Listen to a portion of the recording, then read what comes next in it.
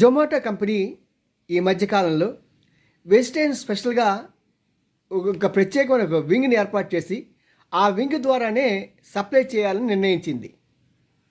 బాగుంది. ఎందుకంటే సాధారణంగా ఒకే బాక్స్లో vegetarian items, non vegetarian items కలిపినప్పుడు నాన్ వెజిటేరియన్ ఐటమ్స్ కొద్దిగా ఘాటుగా ఉంటాయి, మసాలాలు ఉంటాయి. కాబట్టి వాటి యొక్క వాసనలు దీని మీద పడుతూ ఉంటాయి, అవి ప్రభావితం అవుతాయి.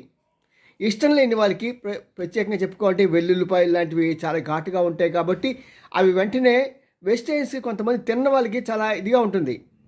మరి దానికోసం కంపెనీ వాళ్ళు ఏర్పాటు చేశారు. ఈ సమస్య పరిష్కరించడానికి, మార్కెట్లో వ్యాపారాన్ని అభివృద్ధిపరచుకోవడానికి జొమాటో చేస్తే, మరి రేపటి రోజున తమిళనాడులో స్టాలిన్ దీన్ని వ్యతిరేకించగా మానడు. ఎందుకంటే వీళ్ళు వెజిటేరియనిజం అంటే బ్రాహ్మణిజం అనుకుంటారు. బ్రాహ్మణికి వ్యతిరేకంగా ఉండే స్టాలిన్ ప్రభుత్వం